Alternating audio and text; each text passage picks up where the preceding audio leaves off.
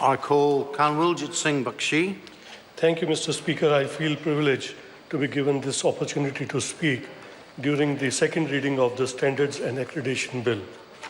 I would like to start by commending the Minister of Commerce and Consumer Affairs, Honorable Paul Goldsmith, for sponsoring this bill, and Melissa Lee, Chair of Commerce Committee, as well as other members of the committee for their contribution in this process.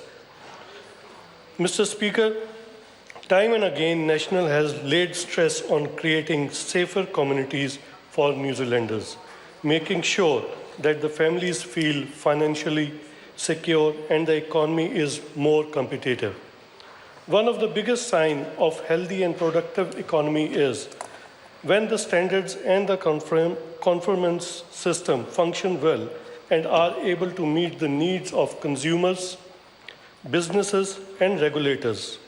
Mr. Speaker, this bill we are debating on replaces the Standards Act 1988 to ensure New Zealand's new standards are modern, sustainable, and fulfill the demands of consumers and businesses.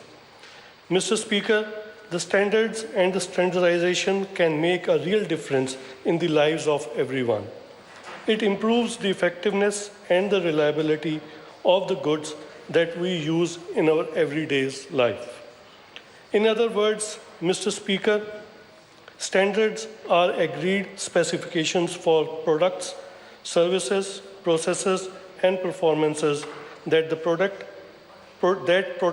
the health, safety, and the well-being of the public. Mr. Speaker, standards are agreed specifications for the product. For example, a product is marked as a standard means that it meets the minimum safety requirements, which is helpful for the safeguarding of our children and the families. Standard solutions help in keeping our environment safe, whilst at the same time it allows to increase productivity, whether we are at home, at work, whether our kids are at playground, or our family members are using various health services.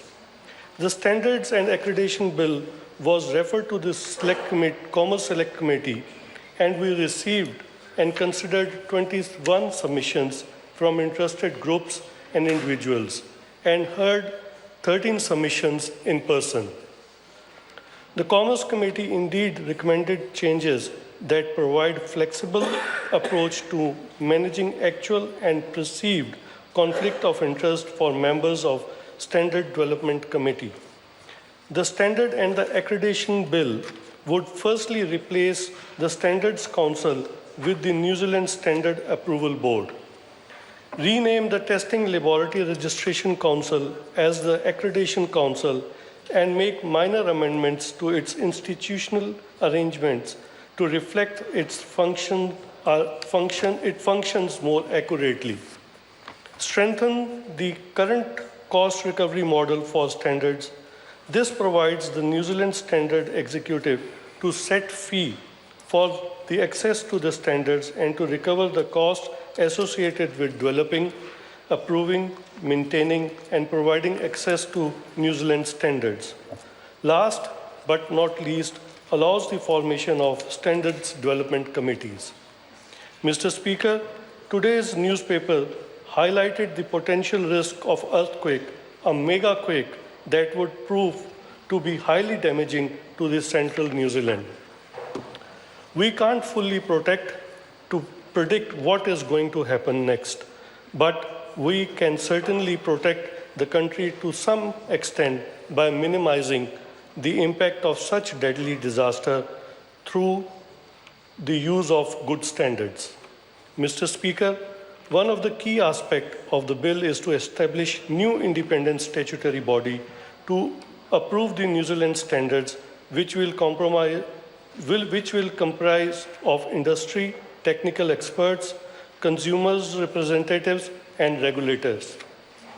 While it is priority for this government to build an economy based on investment and export driven through our business growth agenda, the new model will ensure that the standards development is in sync with government's priority. Standardization indeed plays a huge role in contributing to a more competitive, productive economy. To promote the role of standardization, MB is taking several initiatives to contribute to economic growth and innovation. MB will be doing more on the trade facilitation front, including making strategic choice about ISO and IEC committees, which New Zealand experts would participate in other standards-related activities. Example, progressing the implementation of electric and electronic equipment mutual recognition agreement with China.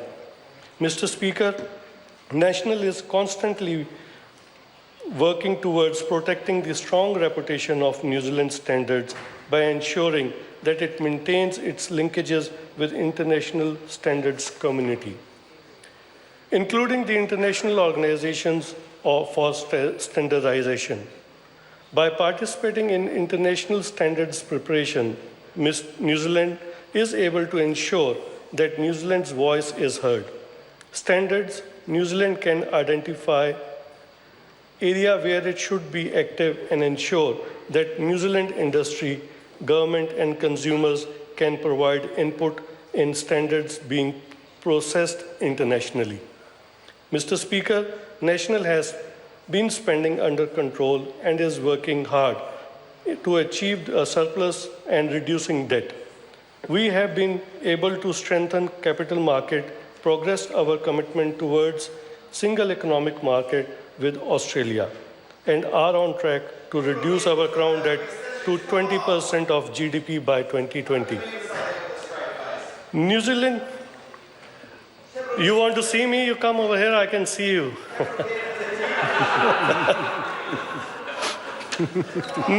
New Zealand is in good shape, and we can continue to maintain New Zealand's good reputation by improving transparency of New Zealand's companies' registration system, lifting confidence in New Zealand's financial market, and progress changing to strengthen the development of New Zealand standards by passing this bill. Mr. Speaker, New Zealand National Party is strive to make New Zealand a safer and more prosperous country. While New Zealand is rated equal first in global in anti-corruption by Transparency International and third by the World Bank in ease of doing businesses. We will continue to achieve more and endeavor to make all the New Zealanders feel proud of this national-led government, and I commend this bill to the House.